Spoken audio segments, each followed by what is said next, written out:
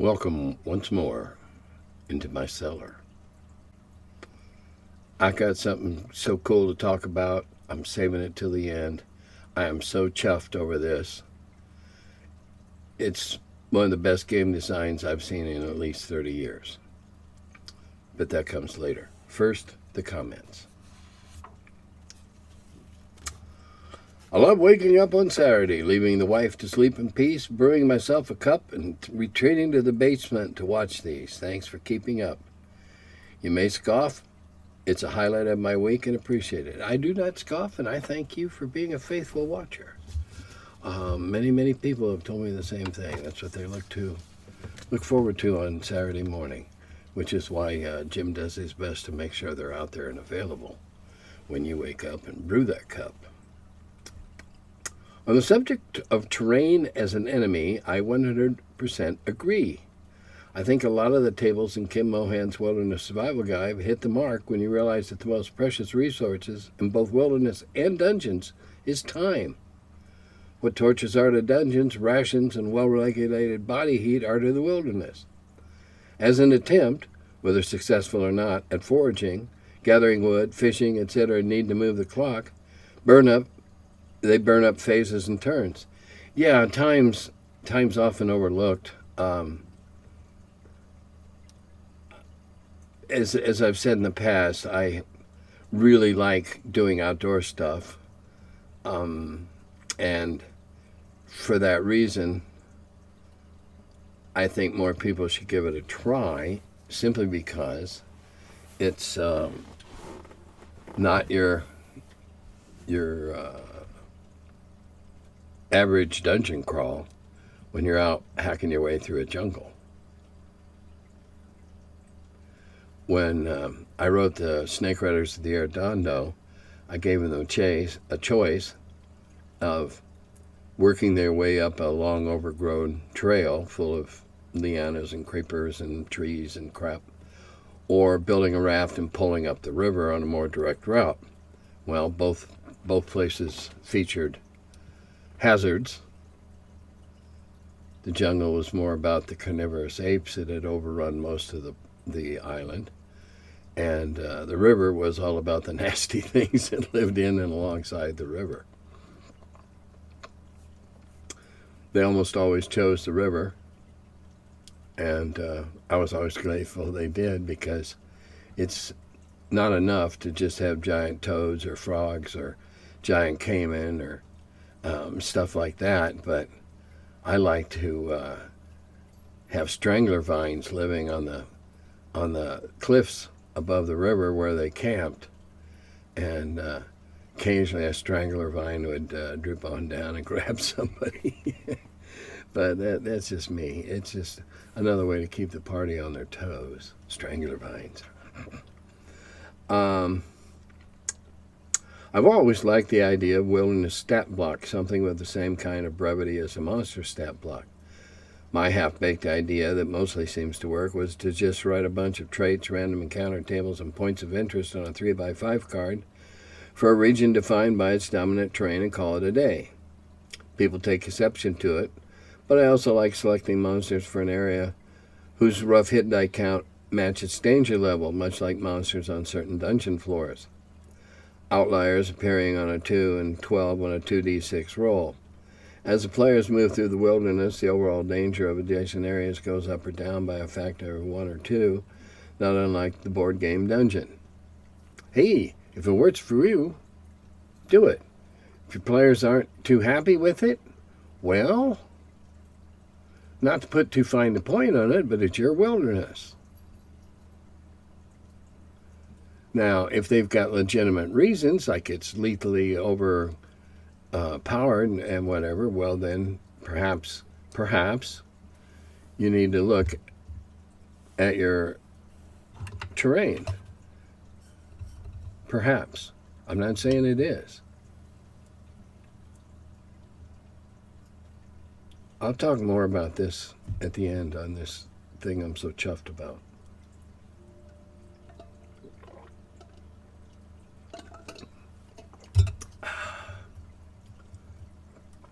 I was wondering if you could speak to what kind of tools, tables, procedures, etc. you like to use when you run wilderness games, or what ones you've seen others use that you think are neat. I, I, I make it up. I do it on my own.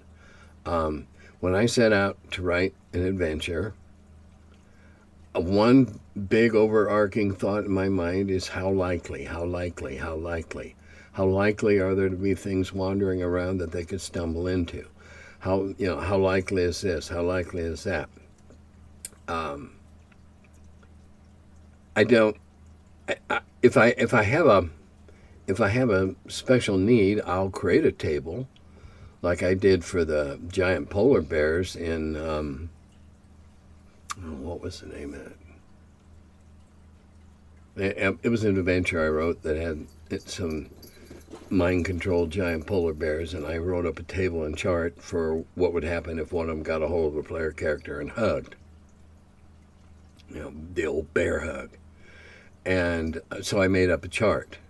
Now, the advantage of that, having done that, was that one of the player characters decided to drink a potion of giant strength and go out and wrestle with the bears. So I just reversed the chart. And it worked out fine. And he killed them both. Something I certainly didn't see coming. So I really can't. And tools are just, if I'm gonna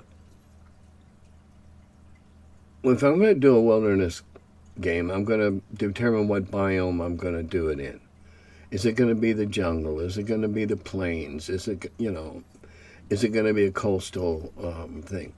And then I try to figure out, okay, it's gonna be whatever, and how likely is that to be hazardous?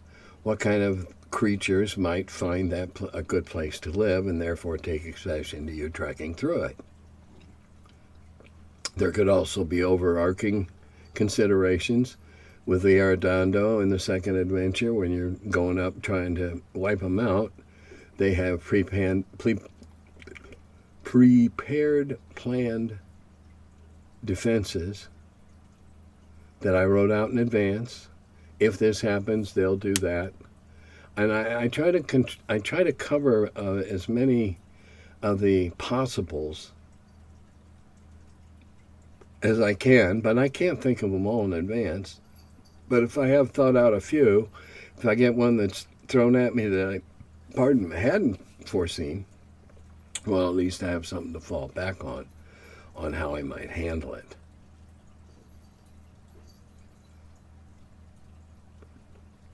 Concerning what you said about elves in Western Northern European mythology or fairy tales, have you ever searched for kabouter? Yes, I have now, since you wrote this. And a small gnome-like creature that helps around the house, but you can't see it or something, or it goes away. You can appease it, though, by leaving beer out. Well, any small helpful... I will get as much help as possible out of that small spirit, because I'll leave beer out every night. And if you piss them off, well, then they're going to probably turn your cream sour and pour water in your sugar and whatever. But I hadn't heard them before, but I do now. Tim calls drizzle, and my day is made. Thanks, Tim, from one curmudgeon to another. I was fortunate. I met Bob Salvatore at one of the... it might have been the very last Tracy Hickman's Killer Breakfast that I attended. And he was also up on the dais with me at the table, actually sitting next to me. And I introduced myself, and he knew who I was, and I knew who he was. And he goes, "Yeah, I know, you guys all hate me, two swords." And I said, "You have no idea." I said, "You just upended the whole damn game." And we laughed about it, and that was that. I think if he heard me referring to him as Drizzle, I don't think Mr. Salvatore would be offended. Not at all. He's a nice guy. We hit it off. He knows I'm teasing. But yeah, I don't care for the character. I don't care for what the character did to make everybody want to be like Driz. But the game survived.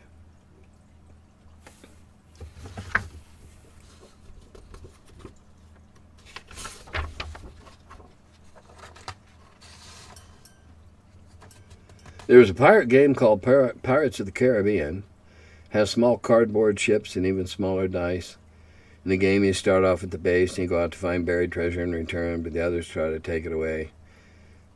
As you fight, you could lose a mast. It was fun to play. Yes, it is. If I could point my camera over there, you would see a very large storage tub that contains, as far as I know, every one of those ships. Now, no, they're not all assembled. I probably got about 150 assembled. But I knew a person whose mom worked at WizKids. And so I have several of the sets, especially the later stuff, that they're not even packaged. They're just shrink wrapped into big bundles. If anybody's interested, let me know. I do like the ship models. They're pretty. They're easy to use. They're small enough that you can scale them pretty well.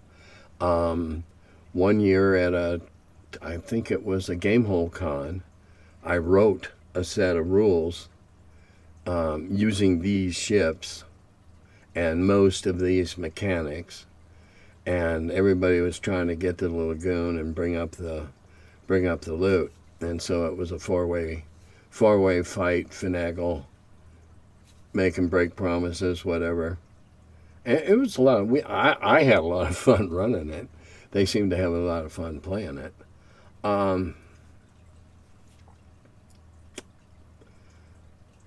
Okay. A while back you shared the story of a player who kept a meticulous journal of every D&D session, using it as like an... Okay. That's a character in Knights of the Dinner Table. Maybe I wasn't clear then, or maybe you conflated two things I was talking about, but that's Brian. And he tried this very same crap, passing down a journal to a family member. No, I would never allow that. Not a chance. BA does. That's BA's thing, that's Jolly's thing. Would I? No, never, ever. Nope. For one thing, I'd make sure that whoever took the journal was in a language that I don't know. I just wouldn't allow it. Pointers, like, always check for traps, have a map maker, etc., like that. Well, those can be passed down verbally. They don't have to be passed down. Those are things learned in adventuring.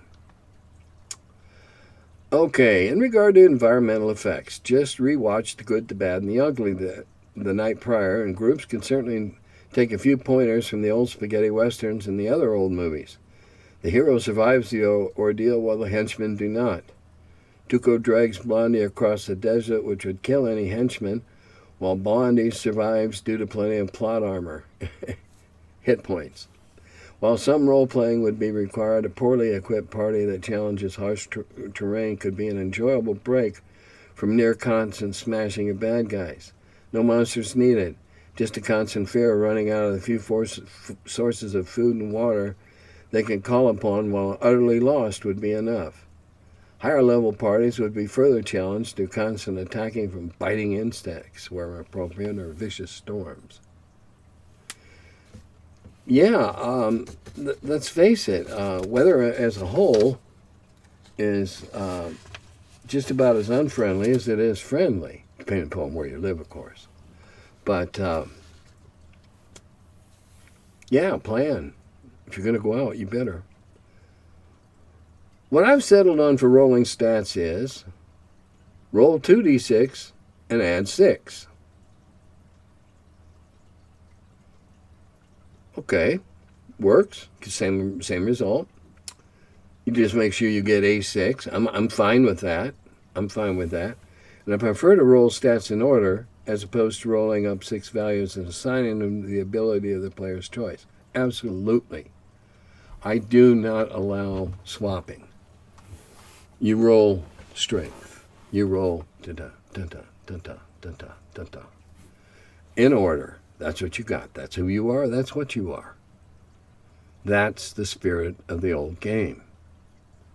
Here you are, Tom Claude, fresh off the farm, and you have a spear you made out of an old rusted spearhead you found and a shaft you took off a rake. But that's okay. That's why starting out at level 1 is so much fun. Find a rusty sword, you're over the moon.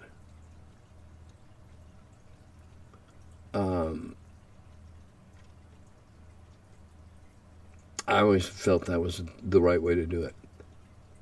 If a player wants to take a chance on just 3d6 or even 4d6 and drop the low, I'm good with that, but you rarely find a player or even group of players who want to have a truly mediocre PC in the team, let alone playing one. Yeah, but isn't that the challenge of role-playing? In Gary's game, you played what you rolled up in front of him, period. And he didn't just let you say, no, I want to roll up somebody else. No, you had to go out and get him killed. And you couldn't just go out and kamikaze. And besides, what may look to you as mediocre stats, there's so many ways they can be enhanced. I'll take a play. If you're going to challenge, I'll take a player with six 9s or 10s. I'll take it. 9 through 12 is average in terms of the dice roll, in terms of the general population. I'll take it, and I'll have fun taking that average player and getting a buff here on this and a buff here on that, and getting some loot along the way and finding ways to get more buffs. And pretty soon I'm pretty tough, and I got some nice stuff, and I'm ready to go out and take on the dungeon, the deep dungeon.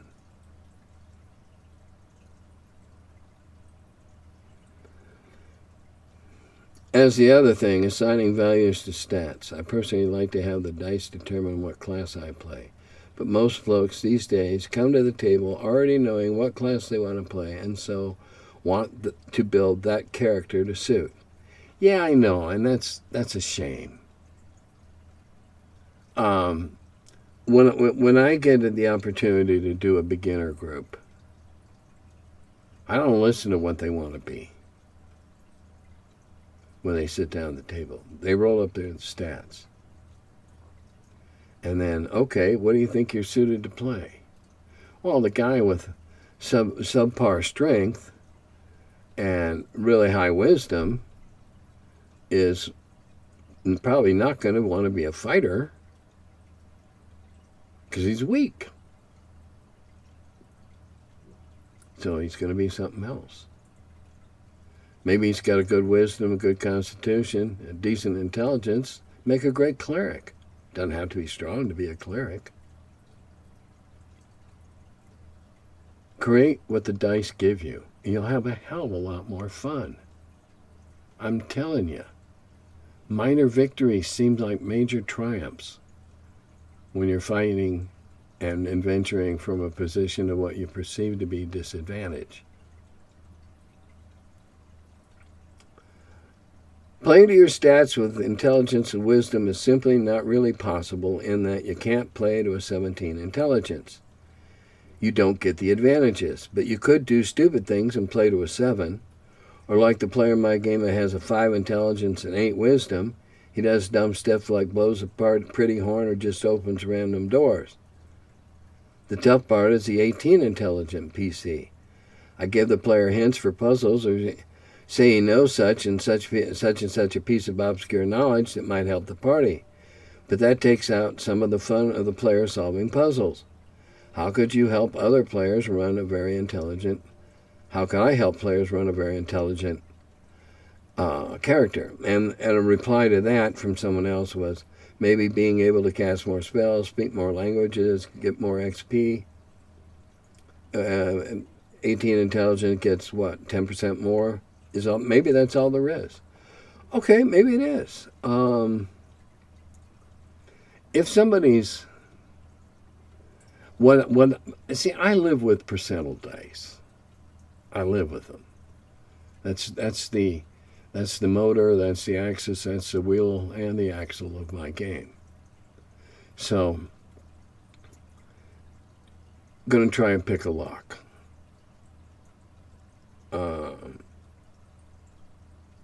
Well, there's several follow-ups on this. Let me go on a little farther with another one. Okay. Yet further on to shine to thine own stats be true, can one play against it and with the grain of stats? I think what bears discussing is the quagmire of a problem is, what does a stat represent? All right, what does a stat represent? Which one are we going to take? Intelligence? Okay. I've known several very highly intelligent people that have no people skills whatsoever. If you want to take a cartoonish example, look at Sheldon on Big Bang Theory. Brilliant mind. Can't pick up when somebody's being satirical. Okay? High intelligence, low wisdom. Could happen. It's fun when it does. You're smart, but you just don't know when you've had enough. That's one way to handle it.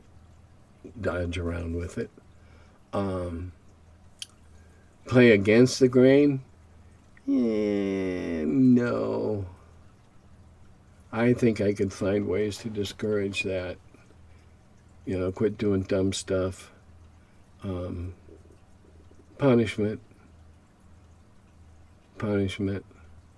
Much like a child that you keep telling, don't do that with the drawers, don't do that with the drawers, and pretty soon the child slams his hand in the drawer.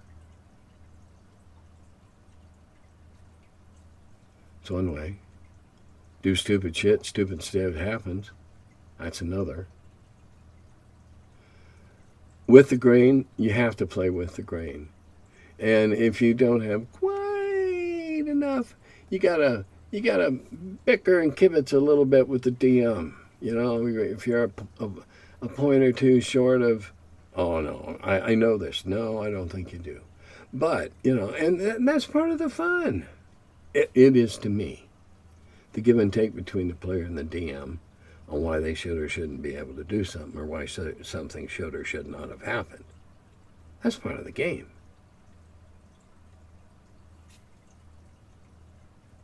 The interaction around the table. So what does a stat represent? Well, for strength, Brian once wanted to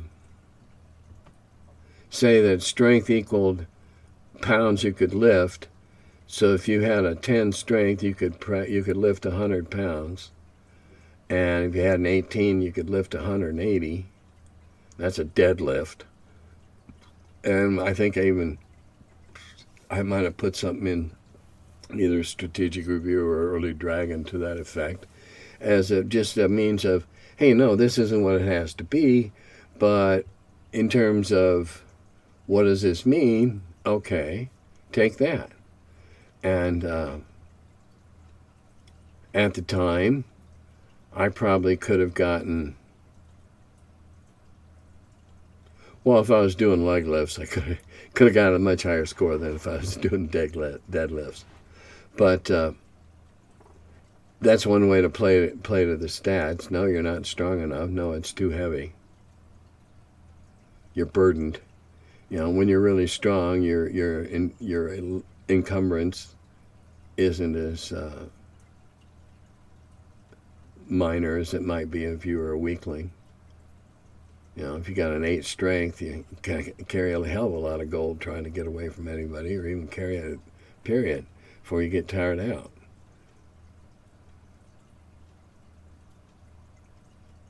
Is DM interpretation more important than rules as written? And then, in response, along that, yes, an 18 confers certain benefits, but they might be taken as instinctual, tacit, practically physiological, rather than something integral to the PC's persona or acuity. Perhaps a player is a factor in the meaning of the intelligence score. That is, playing up to intelligence 8 is not going to help a player figure out a puzzle on a day when they worked a double shift before coming to the game. Okay, you make a point there. How can you be an 18? Well, in my world, guys with 18 intelligence can do a hell of a lot of shit at first glance. They can see an alembic, and there's a real high chance that they'll know what it was used to concoct. They can find a scroll, and there's really a hell of a high chance that they can decipher it. The higher the intelligence, the better the chance. You know, if you want to take an easy rule of thumb, divide by 2. Okay, 18, 9, 90% chance. Same thing, you're just reading the dice a different way. You can add 5s and 10s in there. You can add, you know, a point or 2 points based on prior experience, based on background. There's lots of ways you can alter that die without being Monty Hall and giving it away.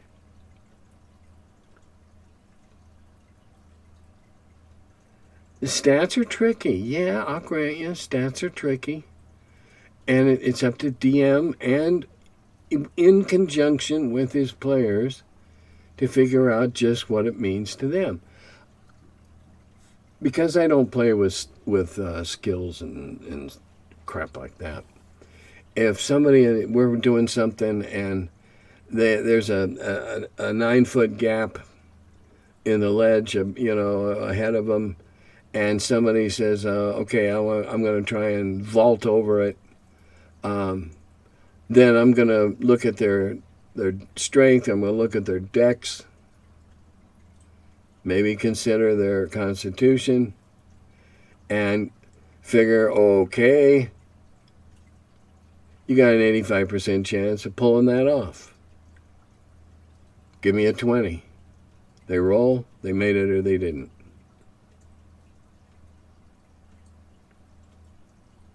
I think sometimes those things are overthought. I think we do too much overthinking. Sometimes. They're there as a guideline. They're there as a comparison against other players.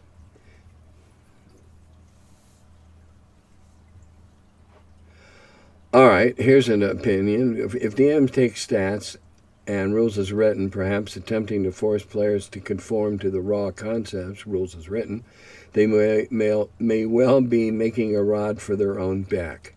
Yes, they might. They might wish they hadn't. Which is why when you want to do something like that, you got to try and think it out as far as you can. Go on well, like, I don't know if that's even still being, what was that website?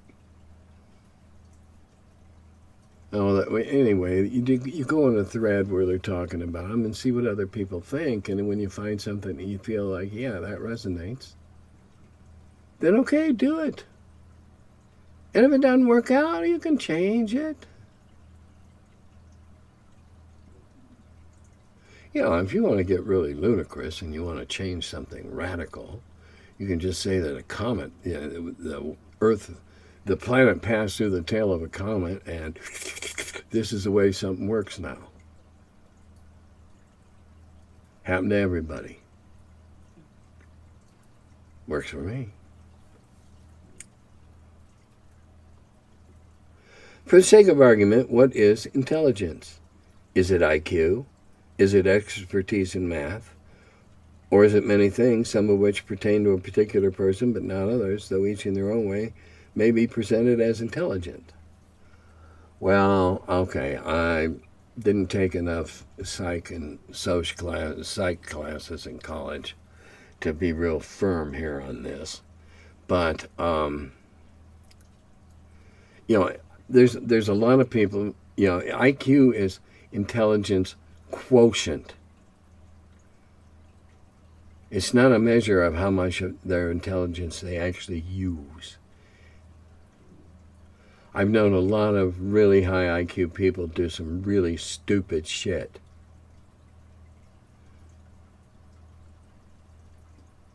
High IQ, high intelligence, doesn't prevent you from doing stupid shit.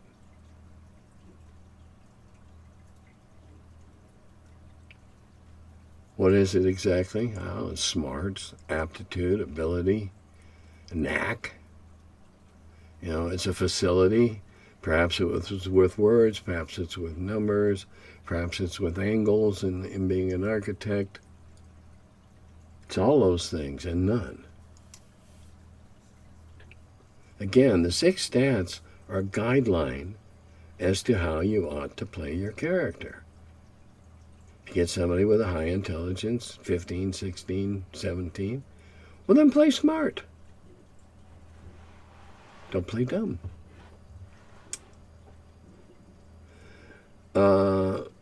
We have probably all agreed that some so-called geniuses are sometimes bad at life, as it were, or poorly socialized, or simply overabundantly intelligent in one area, but distinctly lacking smarts in a lot of others. Yay! Well, there we go. Big Bang Theory is a comedy, and Sheldon is a stereotype. But, oh, what a stereotype.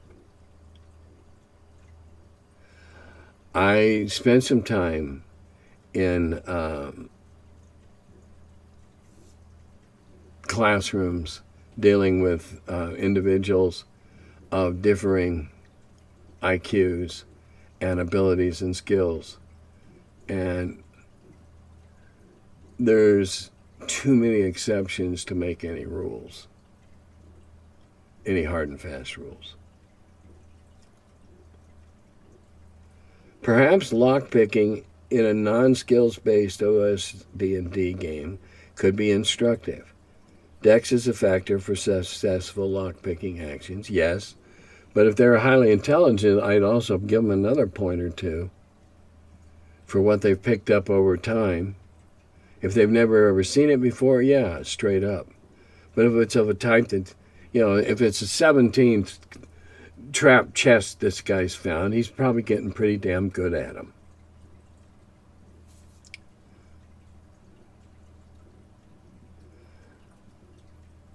But if the dice show failure despite +3 from Dex, maybe the character isn't naturally adept with their fine motor skills, or just not good with manipulating intricate mechanisms they can't see. Try juggling instead. Well, no, I don't. I just think that was a missed attempt. Nobody's perfect. Nobody gets it right every time, first time. No matter how simple it is, you can always make a mistake. And we don't generally deal with simple locks in D&D, do we? It just means that, the pin didn't catch the tumbler, start all over and try again. Nothing wrong with that. Nothing wrong with trying again. At first you don't succeed. Now, I'm going to spend perhaps several minutes on this next topic.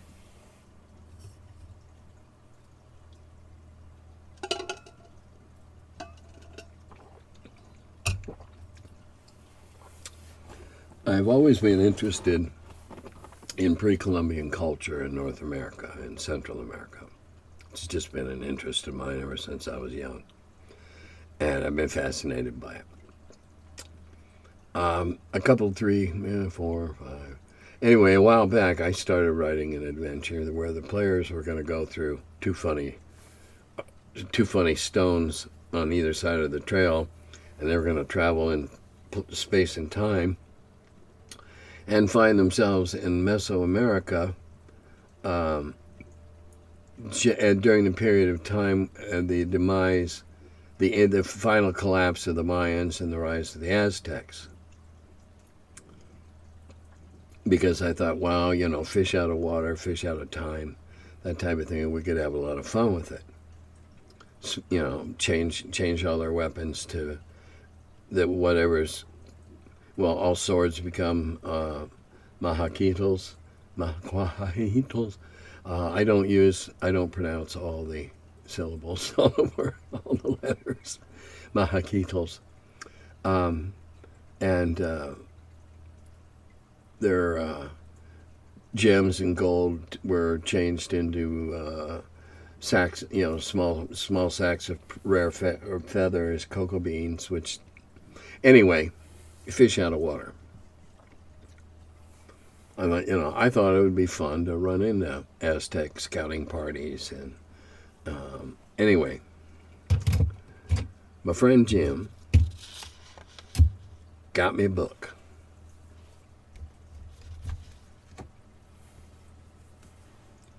This is it. I'm trying to get it so it doesn't glare. All right. MACUAHUITL. Byline, the basic expert. I truly do not know who that is. Whitebox role-playing in the Aztec Empire. Just an aside. Everybody calls it Whitebox, but it was Brown Box before it was Whitebox. The first couple of print runs came out in brown boxes. Then we couldn't get any more brown boxes because they weren't being made. So we went to the white box. But anyway, it was the same game. A few typos cleaned up. This is an absolute... This is the best designed RPG that I have seen in at least 30 years. I do not make that claim lightly. This is tight together, cohesive, complete. Just a little book, as you can see. I guess it's available on drive-through, or there'll probably be links at the end of this. I think Jim's going to put up a couple of links. This game is an immersion in the world of the Aztecs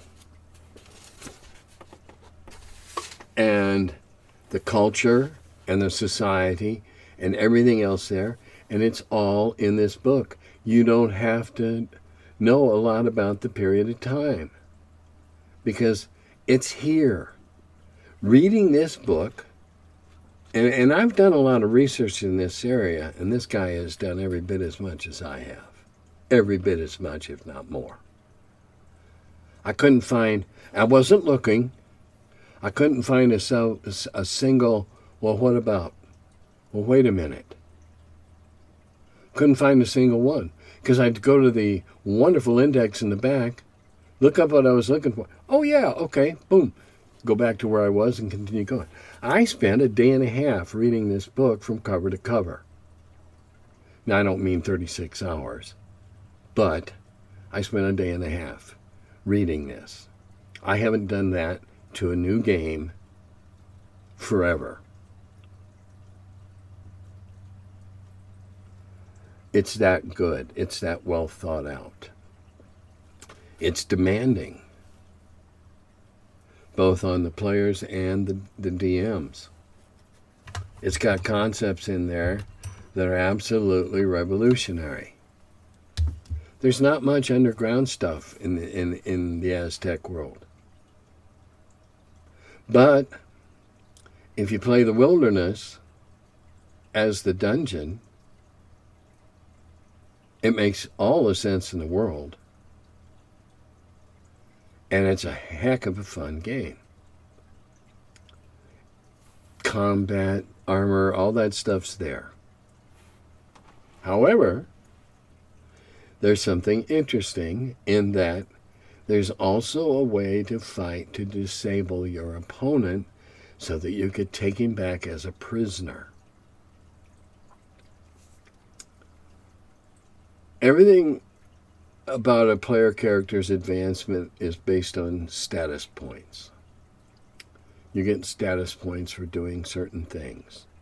You get status points for, killing a bear is threatening the village. You get status points for killing it. There are certain things in there that if you don't kill them, but subdue them, capture them, you get 5 times the award. Creatures are basically worth 100 status points per hit die. And a 200-point enemy warrior that you encounter and you manage to subdue is worth 1,000 status points if you capture them. Now, if you yourself get captured, well, it's roll up a new character because you're going to be sacrificed. unless you're rescued. And there is a possibility for that. They have Flower Wars where everything is about capturing and not killing. There's a wonderful section on the Aztec gods, a wonderful section on the actual animals of that biome, as well as the monsters from Aztec legend. It's not a real magic-heavy game at all. There are people who can perform magic, just as there are people who can heal, but not necessarily as rigidly divided as D&D did. You can still carry weapons and cast spells in some instances. It's brilliantly put together. The foreword says that he spent several years on it, rewriting it, and it shows. And it's well worth the effort. There's an entire, in the center of the book, there's an entire series of hex maps that, when assembled together, are the complete map of Mexico. All the old cities are marked and everything. So you have in your hands the entire map with every settlement worth noting, etc., available to you from the get-go to build something out of. It's the best, most complete toolkit I've ever seen. Now, what are the drawbacks? Well, it's a niche game. It's as niche as it gets, or niche. It's not going to appeal to everybody. And not every DM is going to look at that and go, oh, sure, I'll assimilate all this. But I'll bet a lot of them do when they see it. Because once you're used to running OD&D, this game is just as easy. They have both armor classes of ascending and descending, saving throws. All that is familiar to traditional role-playing, except it's set in the world of the Aztecs. And it is bloody. Can be. There's a monster in there that if it makes a one successful touch, it rips your heart out and you're dead. There are monsters there are monsters. And again, monster is a word that means everything that isn't a player character or a player character's hirelings. There are monsters in there that can cause you to lose levels. Whoa! Is there anything scarier than level drain? Well, they got one. It's just a beautifully put together set, very acutely logically laid out. The logic is acute. They've really managed to compartmentalize all the things you need to know about doing this game. And so, whoever you are, basic expert, my hat's off to you. That is one hell of a fine game. And I'm going to try and see if I can find 5 or 6 people around Greater Cincinnati in the upcoming months, and see if I can talk them into becoming an Aztec for a while.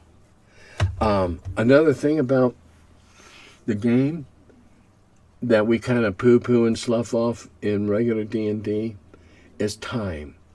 Time is...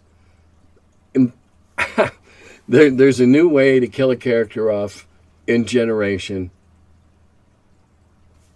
We all laugh about Traveler and how you could die before you were done generating a character. Well, time is intensely important to the Aztecs. Lucky numbers, unlucky numbers, lucky days of the week, unlucky days of the week. And you have to roll on a set of charts your birth date and all this kind of stuff when you start. So there you can roll up a character so unpromising. It's just like, let's try that again. You could, you can. And I don't have a lot of, I'm forming opinions on this, and particularly this topic of throwing away characters. It's not a lot of fun to start a new character knowing you're going to die. Only Deathless Bob ever shared that aberration. And I can see where I would make them, if I'm running this game, I'm going to make them, before they roll any stats or anything at all, they're going to roll their birthday. And then they're going to determine the day, the week, the season, and the year. And there's charts in there for all of this. You get wounded on an unlucky day, it might take you longer to heal. You get wounded on a lucky day, it might take you less time to heal. Maybe. DM discretion here a lot, but it's there. And I think in that regard, it's going to be a fun game because the DM has discretion in some areas that are really nice to have discretion in. Oh, that's right. Don't end it with a pro. Yeah, okay, well, I did. Go find it. I don't know what it costs. I have no idea. But if you want to see a tight system set in a specific setting, I mean, this is what Empire of the Petal Throne wanted to be. Empire of the Petal Throne was so goddamn big and so expansive and so huge that it was a jumbled mess to begin with. This is what they should have been, what they wanted to be. Tight, compact, high. Let's go step into something unlike anything you're familiar with. All right? Anybody stepping in to play this game, in that theater of the mind thing, every time you make some vegetative description, they're going to think of every jungle movie or whatever they've ever seen, and that's what's going to pop up in their mind. So it's not like we don't have some data already up there that we can plug into and play and feel more comfortable. And it's got one thing that is just awesome. Exploding dice. If you hit something and you roll max damage, you get to roll again. And if you again roll max damage, and almost everything's on a d6, you get to roll again. You keep rolling until you don't roll whatever the maximum is. So what might have been a 6-point hit is now an 11-point hit. Holy cow. And believe me, these low numbers are apt, they're appropriate for the combat system in that. 11 points is a big hit. A big hit. Because you don't have a lot of stackers here. No Wand of Orcus delivering 60 hit points. Not at all. I really, really am impressed by this game. I bet a whole bunch of you would also be. And with that, I'll say, Dodata Gobi.